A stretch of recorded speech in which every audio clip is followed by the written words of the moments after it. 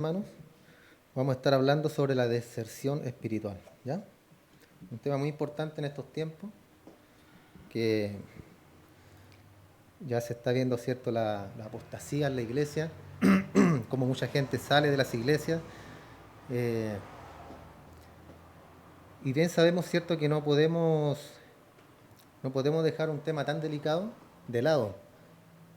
Esto complementa un poco con lo que estuvimos viendo, ¿cierto?, sobre las doctrinas de la gracia. Así que pongan atención de lo que vamos a estar viendo el día de hoy. Vamos a esperar que la hermana se siente, la hermana abuelita.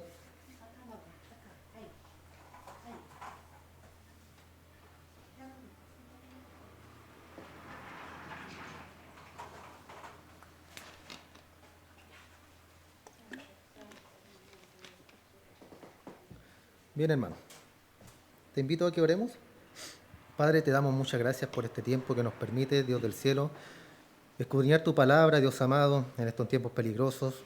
Te pido, Padre amado, que me des en esta hora la sabiduría, la inteligencia, Padre amado, para exhortar tu palabra, para compartir a tu iglesia y también a mi vida, Señor, lo que tú quieres enseñarles el día de hoy y durante todas estas semanas que vamos a estar viendo un tema tan común hoy en día, Señor, que es la deserción espiritual.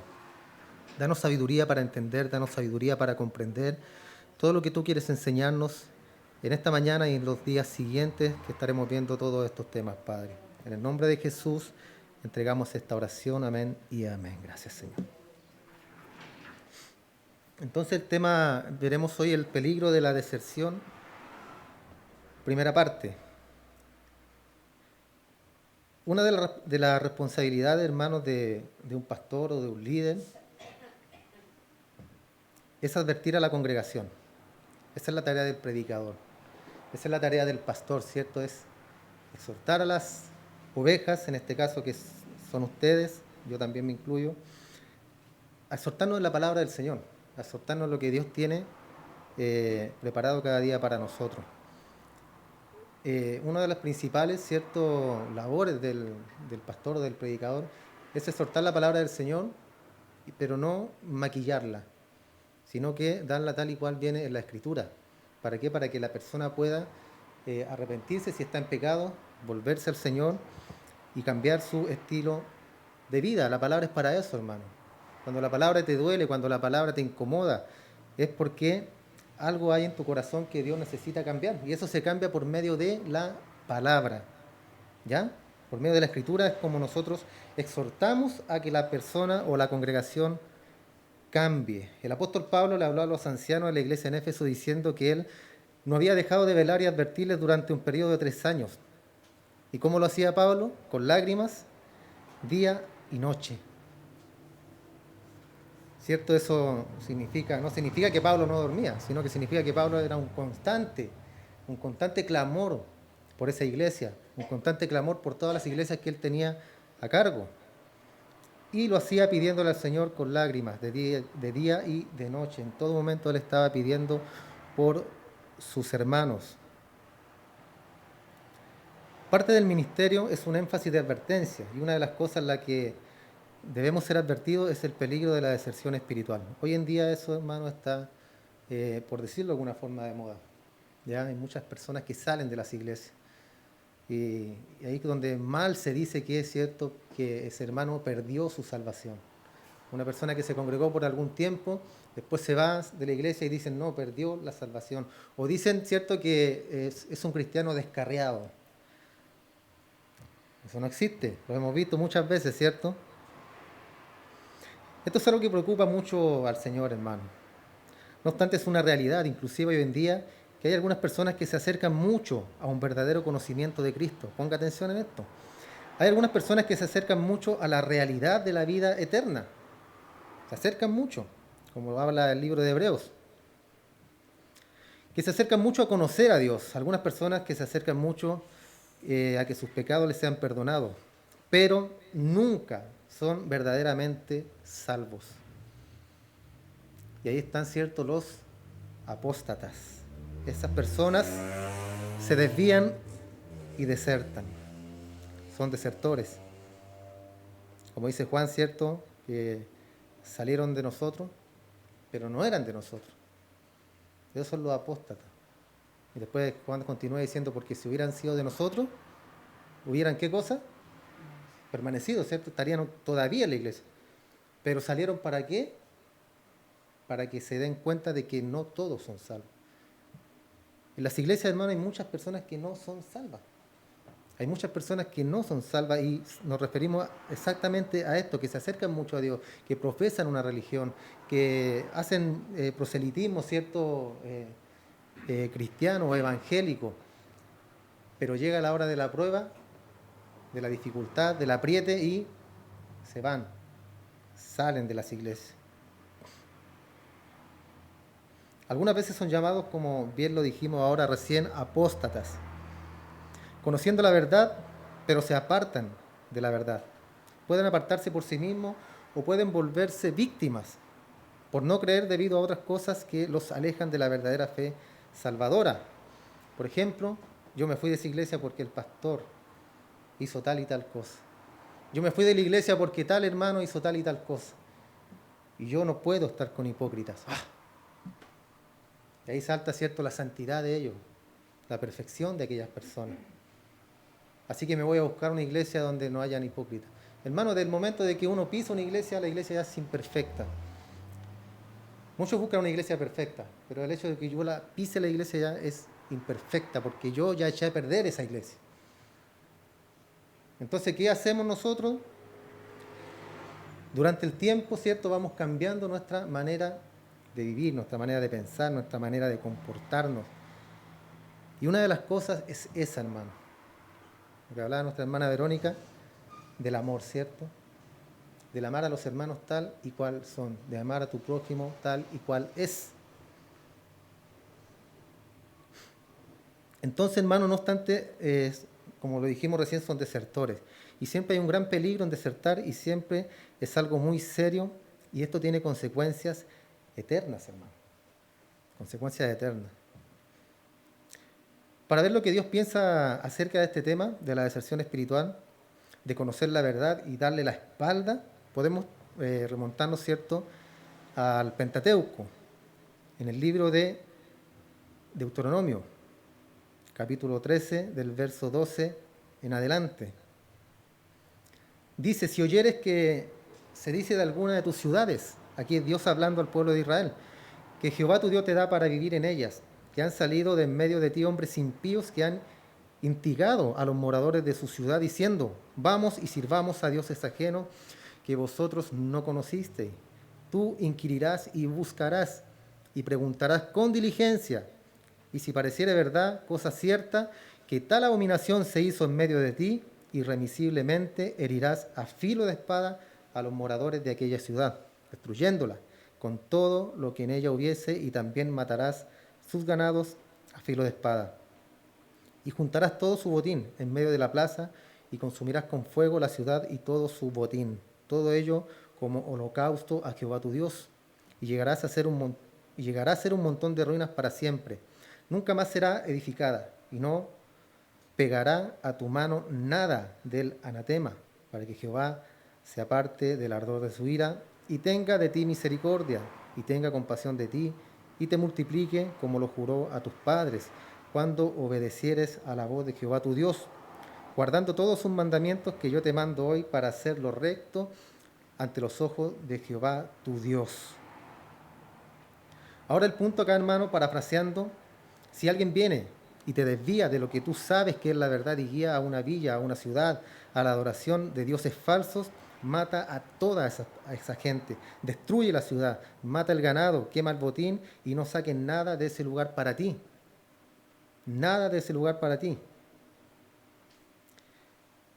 Para que Dios no continúe estando enojado contigo, es lo que Dios piensa acerca de la deserción espiritual. Destruye toda persona involucrada con ello. ¿Recuerdan a Coré? ¿Qué le pasó a Coré por guardar del tesoro del anatema?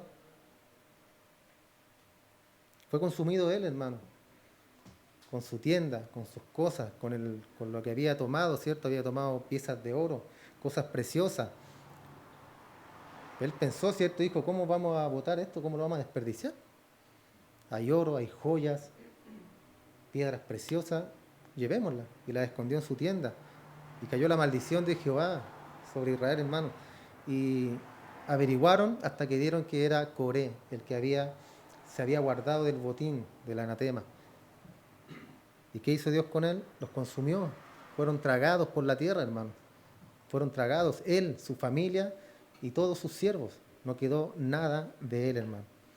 ¿Por qué? Por desobediente.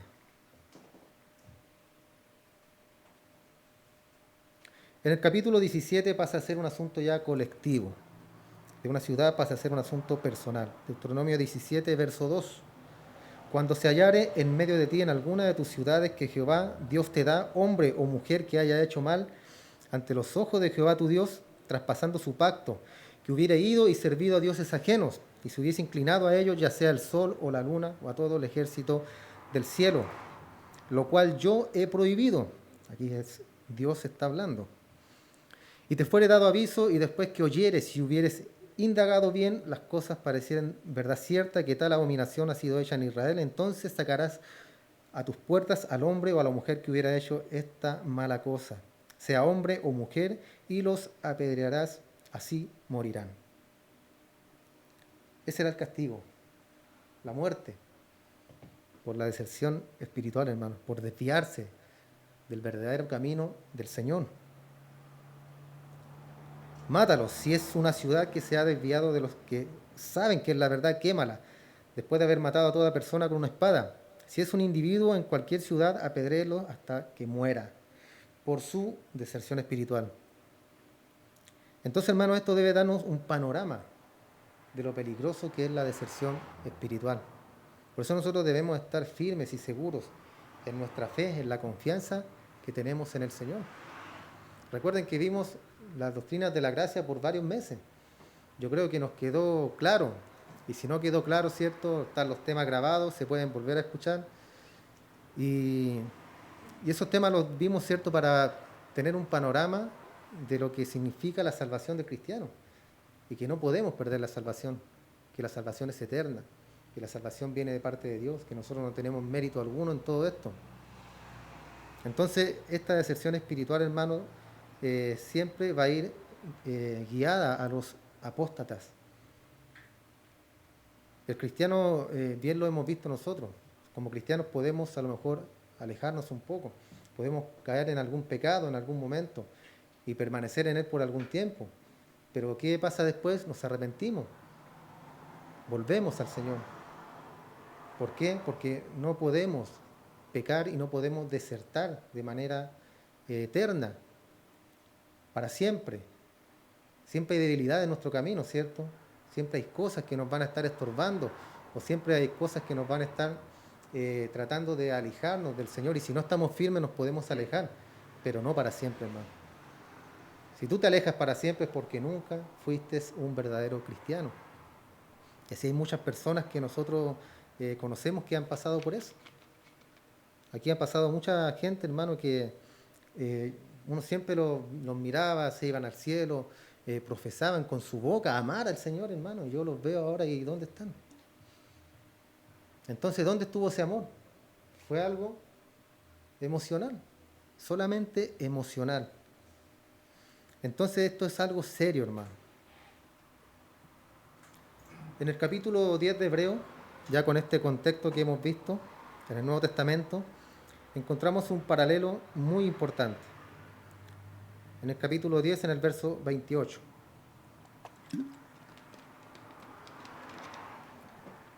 Dice: el que viola la ley de Moisés por el testimonio de 2 o 3 testigos muere irremisiblemente. Ese era el castigo, hermano. Este es un principio del Antiguo Testamento, ¿cierto? Cuando leemos el libro de Hebreos, que es hermoso el libro, hermano, yo siempre le he dicho que lo lean completo, porque habla de Cristo, del sacrificio, habla del antiguo pacto y cómo vino a ser Jesús el precursor del nuevo pacto.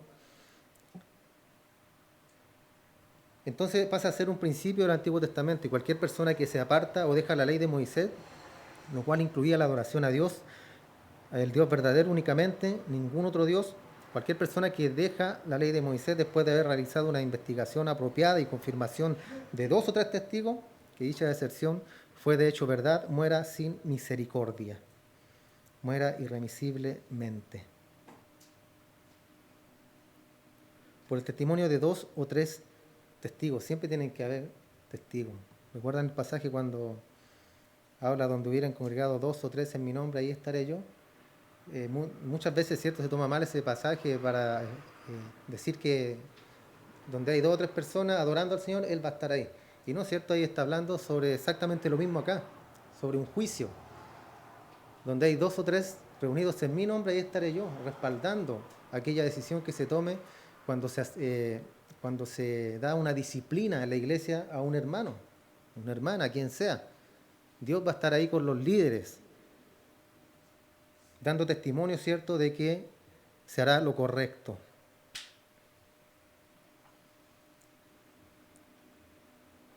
Ahora, si eso es verdad, si Dios dice cuando violan la ley, aplasten a esa ciudad entera. Si dice cuando un individuo se desvía de lo que conoce que es la verdad, apedréenlo. Si ese es el castigo para una deserción de la ley de Moisés, noten después el verso 29 de Hebreos 10. Dice, ¿cuánto mayor castigo pensáis que merecerá el que pisoteare al Hijo de Dios y tuviera por inmunda la sangre del pacto, en el cual fue santificado e hiciera afrenta al Espíritu de gracia? ¿Qué piensa usted de eso, hermano? ¿Cuánto mayor castigo pensáis que merecerá el que pisoteare al Hijo de Dios? Es una afirmación grande, hermano, grande. Y tuviere por inmunda la sangre del pacto en el cual fue santificado e hiciera afrenta al Espíritu de gracia.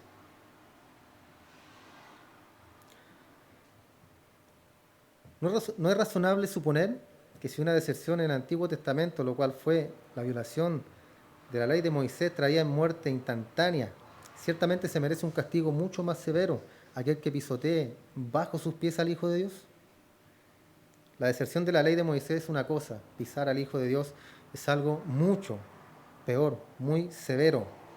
Ahora, ese es el punto en el que debemos enfocarnos para hablar sobre la deserción espiritual. Y en los años que llevamos nosotros como iglesia han pasado muchas personas por acá. Y eso lo hace pensar a uno y cuestionar la realidad de la salvación de aquellos de los cuales nosotros hemos visto, como recién lo dije, que prácticamente se iban al cielo y ahora no están en las filas del Señor. Hemos podido ver, ¿cierto?, muchos ejemplos, hermano, y es triste. Es triste porque uno pensó que eran realmente nuestros hermanos, pero no lo eran.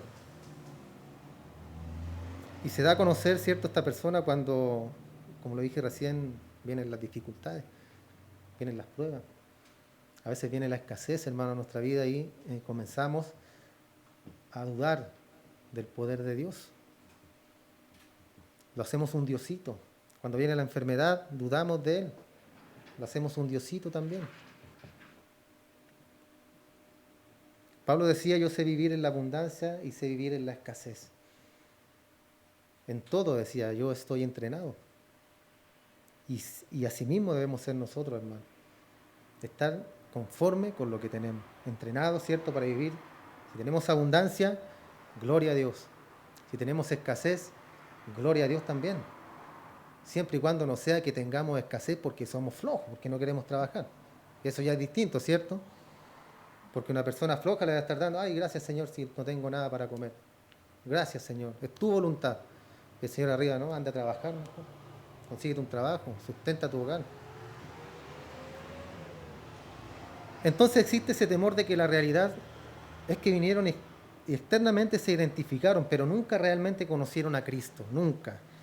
Y que todo lo que se ha manifestado en su deserción, a menos que de que alguien dijera que no hubo una deserción, una advertencia, suficiente. Entonces esa es la idea de todos los temas que veremos durante esta semana, para que no haya duda de que nos advirtió y se nos enseñó, acerca de la deserción espiritual. Cualquiera podría decir, ¿cierto? No, es que yo no recibí la suficiente palabra del Señor, estuve muy poco en la iglesia, no alcancé a aprender tanto de la escritura o de las enseñanzas que daban en la iglesia. Y eso es falso, hermano, porque el alimentarnos también nos corresponde a nosotros. Ya el pastor, el predicador, quien quiera que sea, da el mensaje, alimenta a la iglesia, pero ese alimento no le va a durar toda la semana, ¿cierto? Usted en la semana escudriña la escritura, escucha alabanza, escucha predicaciones, ciertos temas que muchas veces mandan los hermanos ahí al grupo de WhatsApp, y, y así usted va alimentando su vida espiritual. Entonces no existe tal cosa que le digan, no, es que yo en esa iglesia no recibo la suficiente palabra, entonces por eso yo me fui. Aunque hay iglesias donde no se predica la palabra, sino que solamente se motiva a las personas, ¿cierto? Donde los tratan de los campeones, son los reyes, los hijos de Dios, los príncipes, y los adulan, ¿cierto? Y los exalzan a los hermanos. Cuando el único que debe ser exaltado, hermano, en la iglesia es nuestro Señor. Nadie más. Ni el predicador, ni el que toca, ni el que canta. Nadie, solamente Dios. La gloria toda es para el Señor, hermano. Entonces solo hay dos respuestas posibles al Evangelio. Solo dos. Una es llegar a la fe salvadora. La otra es retroceder y desertar. Esas son las únicas dos respuestas.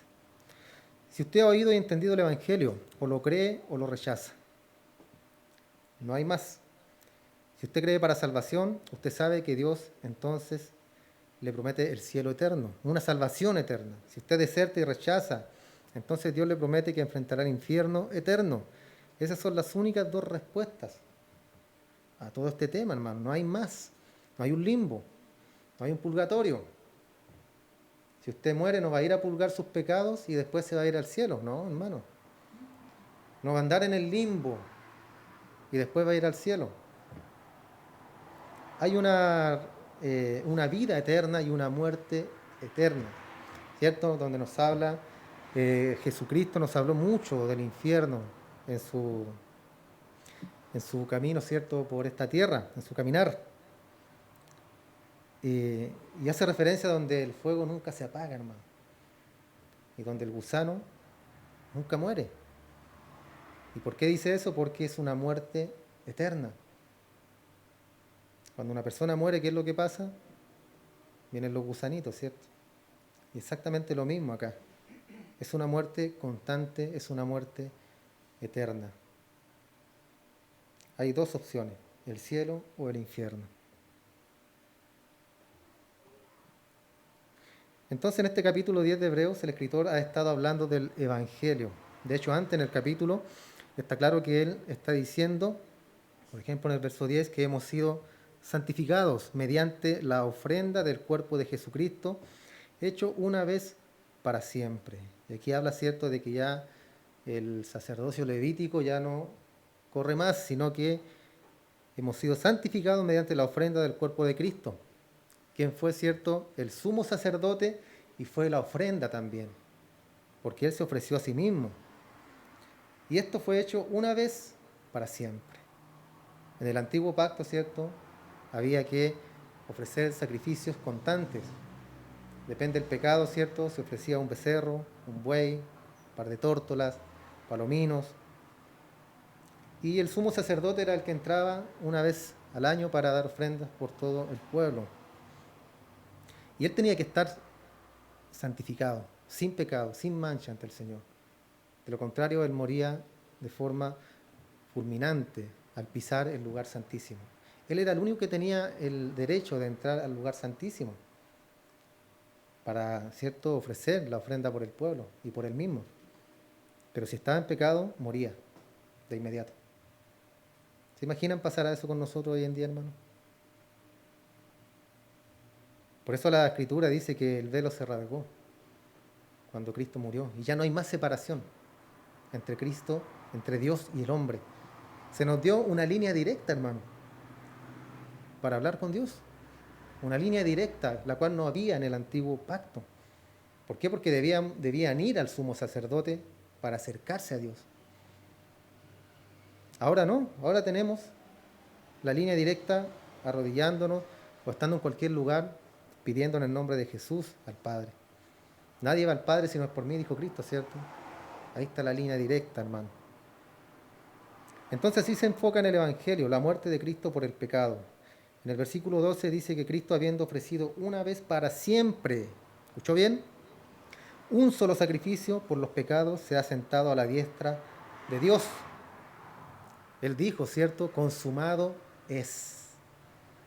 Consumado es. ¿Tenemos algo más que hacer nosotros por la salvación? Nada, consumado es. Si no hubiera dicho, empezado es, ¿cierto? Y ahora te toca a ti. Y ahora te toca a ti la salvación. Tú tienes ahora que luchar por tu salvación, hacer buenas obras, portarte bien, dar limosnas, dar ofrendas, ayudar a los pobres, ayudar a las viudas, a los huérfanos. ¿Es así o no? ¿No es cierto? Aunque no quita que no debamos hacer todo lo que ya he mencionado. ¿Por qué? Porque esta salvación, hermano, todas las obras que hacemos nosotros, las obras que hacemos nosotros, son el resultado de nuestra salvación.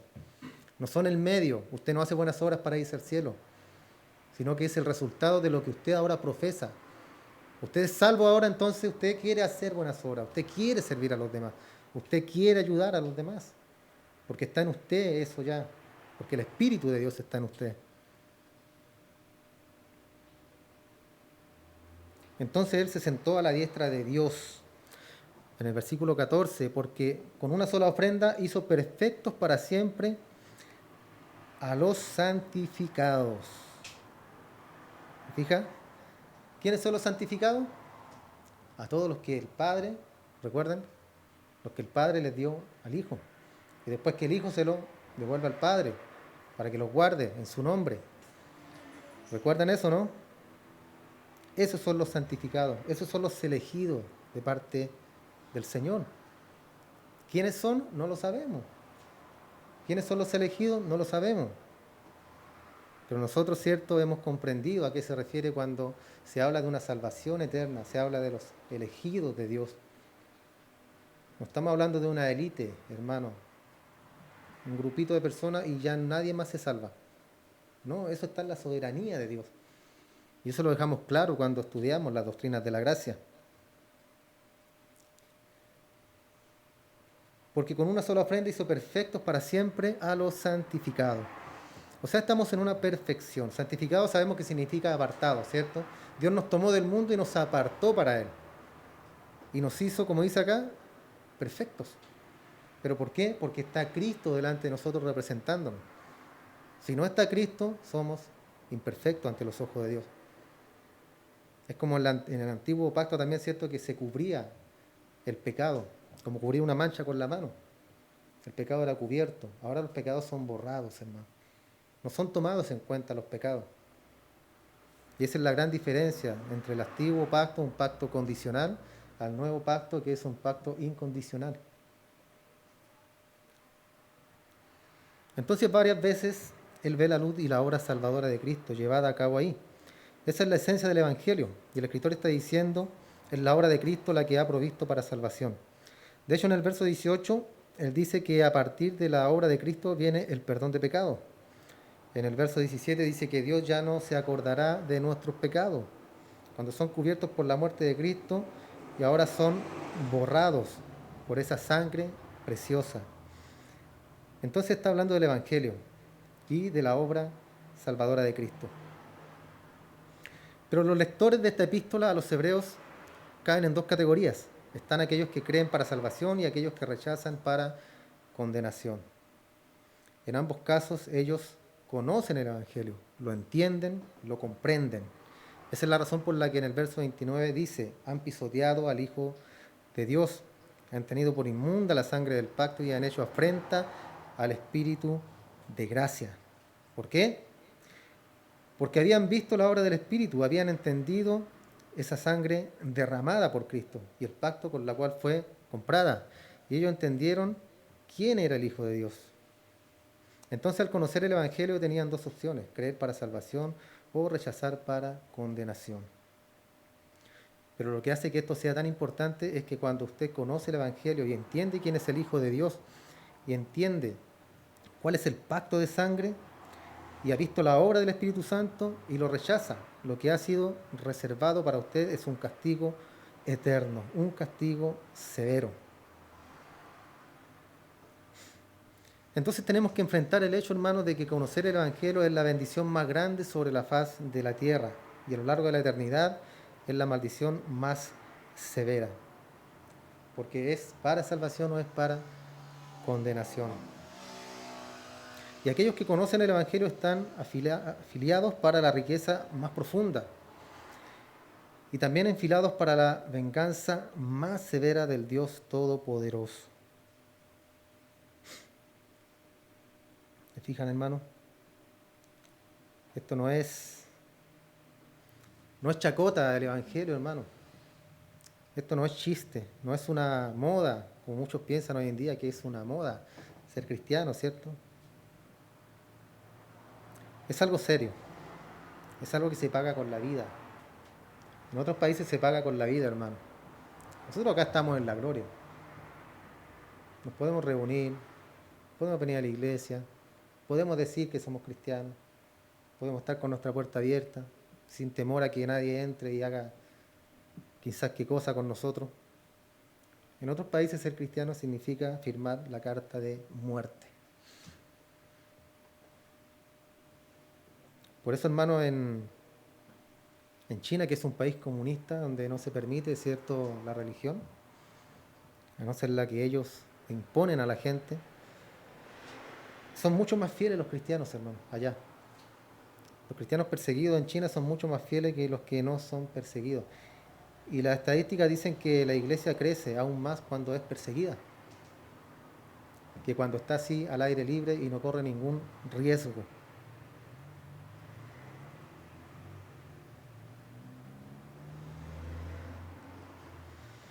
Entonces veamos esas dos opciones, habiendo dado el Evangelio a lo largo del versículo 18, la primera parte del capítulo. Él entonces lo aplica comenzando en el verso 19 en adelante.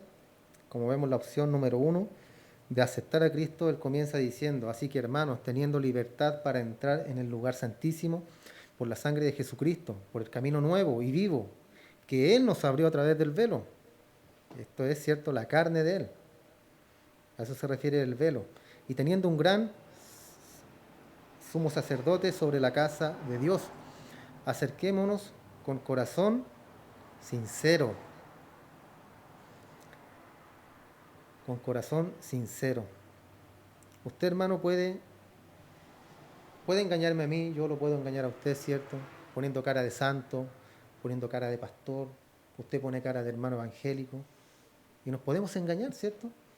Pero yo no sé lo que hay en su corazón, yo no sé lo que hay en su mente, yo no sé lo que usted está pensando ahora.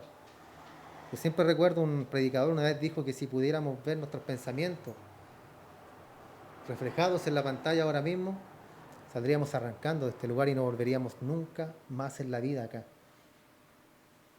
Si pudieran ver mis pensamientos y yo pudiera ver sus pensamientos en una pantalla, eso pasaría, hermano. Pero Dios conoce nuestra mente, Dios conoce el universo que hay acá adentro. Y Él sabe lo que nosotros pensamos, lo que nosotros queremos. Él conoce cuáles son nuestras verdaderas intenciones. Entonces yo lo puedo engañar a usted y usted me puede engañar a mí, pero a Dios no lo vamos a engañar jamás. Y acá dice que nos acerquemos con un corazón sincero, porque tenemos un gran sumo sacerdote que es Cristo, que nos abrió el velo, rasgó el velo, que es su carne, para darnos un camino nuevo, ¿cierto? Nuevo y mucho mejor para llegar a la presencia del Padre. Entonces a Él no lo podemos engañar. Hermanos, cada día nosotros nos enfrentamos a un mundo lleno de maldad, a un mundo lleno de desilusión, de falsedad. Y muchas veces vamos a caer en pecado. Eso Dios lo sabe.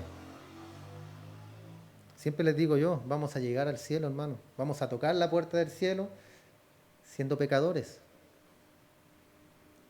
Una vez que Dios transforme, como dice, ¿cierto?, en la Escritura, cuando Dios nos transforme en el aire y nos renueve a un cuerpo glorificado, recién podremos entrar a la presencia del Señor y recién ahí no vamos a ser pecadores, hermano. Recién ahí ya el pecado no va a estar en nosotros. Pero mientras estemos en este cuerpo y en esta carne, vamos a seguir siendo pecadores. Pero somos pecadores arrepentidos, somos pecadores que se arrepienten, somos pecadores que les duele el pecado, que si fallamos, pedimos perdón. Antiguamente no lo hacíamos, pecábamos, no nos importaba nada, pero ahora es diferente. Y acá dice que nos acerquemos con un corazón sincero ante el Señor. Lleguemos al Señor con un corazón sincero, reconociendo, ¿cierto?, que somos pecadores, que somos faltos, reconociendo que tenemos debilidades en nuestra vida, hermano. No creyéndonos santurrones delante de las personas. No hagamos eso, hermano.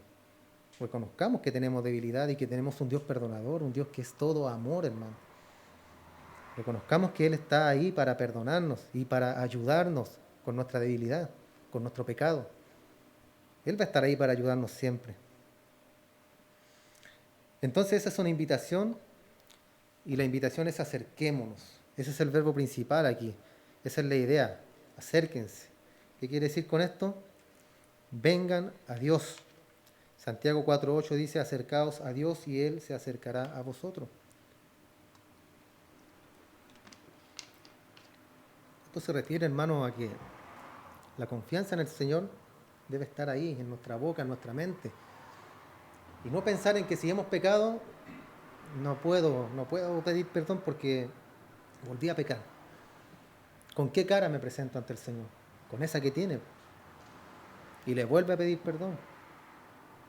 Y le vuelve a pedir que lo ayude en sus debilidades. Porque Él es fiel y justo para perdonar y limpiarnos de todo pecado. Son palabras que están en la Biblia, hermano. No son palabras mías. Y si están en la Escritura es porque son verdaderas. Y usted debe apoderarse de esas palabras, hermano. Y no si pecó, si cayó, sea lo que sea, tirarse al suelo y decir, no, yo ya no puedo, ya no me siento digno. No, hermano.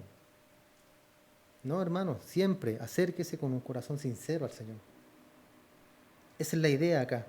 Acercaos a Dios y Él se acercará a vosotros. Apenas usted empieza a orar al Señor en el nombre de Cristo, Él está ahí escuchándolo y perdonándolo. Es tan simple y fácil como eso, hermano. Y eso usted lo cree porque es cristiano. Si usted no cree eso, hay problemas. Hay graves problemas si usted no cree esas palabras de la Biblia. Y entonces eso es lo que Él está diciendo. Acérquense a Dios, vengan a Dios. Usted pregunta cómo se puede acercar a Dios y ciertamente el judío va a decir esto. ¿Cómo puedo entrar en la presencia de Dios? ¿Cómo puedo acercarme a Dios? ¿Cómo puedo entrar a la presencia de Él? Entonces el verso 19 y 20 dice: así que hermanos, teniendo libertad para entrar en el lugar santísimo por la sangre de Jesucristo, por el camino nuevo y vivo, que Él nos abrió a través del velo, esto es su carne. Ahí tenemos la respuesta. Él es el precursor de todo esto. De tal manera que podemos entrar porque el velo ahora es su carne y estamos en Él, en nuestro gran sumo sacerdote. Él nos mete, Él abrió el camino, Él hizo el camino, Él nos muestra el camino. Él es el camino, como lo dijo Él mismo, ¿cierto? Yo soy el camino, yo soy la verdad y yo soy la vida. Nos dijo: yo soy uno de los caminos. Pueden orarle a Buda también, a la Virgencita. No, yo soy el camino. Y eso quiere decir que no hay otro. Yo soy la verdad. ¿Por qué? Porque es la verdad. No hay más verdades. Y la vida, no una de las vidas. No soy una de las verdades. Es un término absoluto, hermano. Yo soy el camino, la verdad y la vida. Y nadie va al Padre si no es por mí, dijo Cristo. Él nos guía en el camino. Y Dios ahora está disponible a nosotros. El camino está completamente abierto. Entonces, debido a que el camino está abierto, dice el escritor, el sacrificio por el pecado ha sido ya pagado, ya ha sido presentado. El lugar santo es accesible. La presencia de Dios ya está descubierta y Él espera que los pecadores vengan a Cristo. Inclusive, Cristo mismo los va a llevar ahí. Entonces Él dice: acerquémonos. Dios está ahí, lo está esperando, el camino está preparado, acérquense. Y podríamos subrayar esa pequeña frase de apertura del verso 22. Esa es una invitación a la salvación. Acerquémonos. Acerquémonos con confianza, hermano. ¿Cómo es eso con confianza? Sin temores, sin dudas, en plena certidumbre de fe, de que Dios está ahí y nos está oyendo.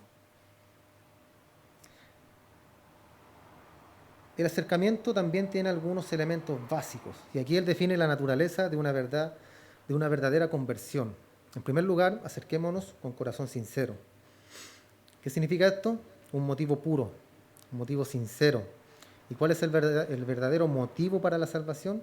¿Qué es lo que de manera genuina y honesta motiva a una persona a venir a Dios a través de Cristo? El deseo de experimentar el perdón. Cuando nosotros llegamos a Cristo, cierto, es lo principal. Queremos ser perdonados, queremos ser lavados, queremos olvidar nuestra antigua naturaleza, nuestra antigua vida, nuestra antigua manera de pensar. Queremos olvidarnos de todo eso y queremos que Dios nos perdone, que nos lave, que nos limpie.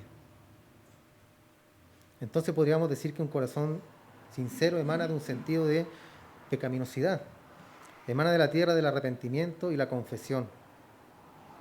Usted no viene con ningún otro motivo aquí. Viene sin superficialidad ante el Señor. De una forma genuina, de una forma real, de una forma sincera, con honestidad. Usted viene a Dios porque está en una necesidad desesperada de salvación. Y esa solamente la provee Dios. Entonces esta es la razón por la que la descripción del corazón en las bienaventuranzas es tan buena, hermano. Viene con cierta bancarrota de espíritu, con cierta mansedumbre, pero viene impulsado, motivado por un hambre y sed de justicia. Ese es el corazón sincero, cansado del pecado, arrepentido y anhelando la salvación. Eso es lo que nosotros, cierto, anhelamos cuando hemos llegado a los pies de Cristo. Queremos ser perdonados. Todos hemos sido llamados, ¿cierto?, por nuestro Dios. Y estamos hoy día en este lugar, perseverando, ¿cierto? Como dice la Escritura, el que persevera hasta el fin será salvo. Y aquí estamos nosotros perseverando. ¿Por qué? Porque el cristiano genuino y verdadero, ¿qué hace? Persevera. ¿Hasta cuándo persevera? ¿Hasta la mitad del camino? ¿Persevera un poquito? ¿Después no? ¿Después sí? ¿Después no? Persevera, hermano.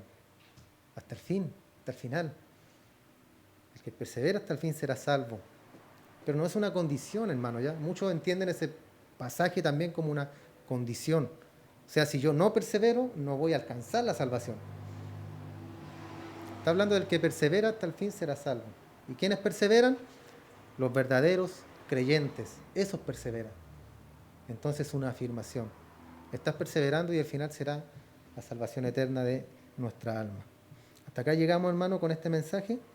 Damos gracias al Señor porque vamos a estar viendo, hermanos, todo esto durante, yo creo que unos 3 meses más o menos. Vamos a estar viendo sobre este tema, que va a ser de mucha edificación, hermano. Mucha edificación. Son temas que van a enriquecer nuestro entendimiento, nuestra mente, y nos van a ayudar, hermanos, siempre que vemos estos temas un tanto controversiales también, deben ayudarnos a nosotros a que nuestra fe esté cada vez más firme. No a que dudemos, sino que nuestra fe se afirme cada vez más. Oramos y damos gracias al Señor. Eterno Dios, en el nombre de Jesús, como acabamos de ver en esta mañana, Señor, estamos aquí ante tu presencia, Padre. Esa es nuestra fe, nuestra confianza de que tú en esta hora estás oyendo mi voz, estás oyendo el clamor de cada uno de mis hermanos que están orando a ti, Padre. Dando gracias por este tiempo que nos permitiste estar aquí, Señor, disfrutando de tu palabra, de este alimento espiritual que cada día, Señor, nos alimenta, nos nutre y nos hace estar plantados, firmes junto a estas corrientes de agua, Señor, que es tu palabra. Muchas gracias, Señor. Muchas gracias por la vida de cada uno de mis hermanos que el día de hoy han estado en este lugar, Señor. Que han preferido la mejor parte, que es estar contigo, Señor. Bendice a nuestros hermanos que no han podido llegar, Señor. Tú conoces los motivos, Padre. Bendíceles en esta hora, Dios. Que esta palabra también sea de alimento, de edificación para ellos que estuvieron escuchando allá en sus hogares. Bendíceles, Señor. Ayúdalos. Cada día más, fortalécelos, Señor. Aumenta su fe, Padre amado, y que ellos también pidan aumentar la fe a ti, Señor. Así como tus discípulos también te pidieron a ti. Aumenta nuestra fe, Señor. Aumenta nuestra fe en esta hora, Dios del cielo. porque queremos perseverar cada día, Señor. Y para perseverar necesitamos esa fe, Señor, esa confianza, ese corazón sincero que acabamos también de ver en esta mañana. Y así acercarnos en plena confianza, en plena certidumbre de fe, conociendo que tú estás aquí con nosotros, Padre. Gracias, Señor. Gracias porque hasta hoy nos has ayudado. Porque por tu gracia, por tu misericordia, Señor, las puertas de este lugar han permanecido abiertas. Gracias a ti, Padre. Toda la honra, toda la gloria, toda la alabanza te pertenecen a ti, Señor. Para nosotros, Padre, tu misericordia. Para nosotros, Señor, fortaleza. Para que cada día podamos seguir en tu camino, Señor. Para que cada día, Señor, en este caminar, podamos ir perseverando poco a poco y perfeccionando nuestra vida ante los demás. Gracias, Señor.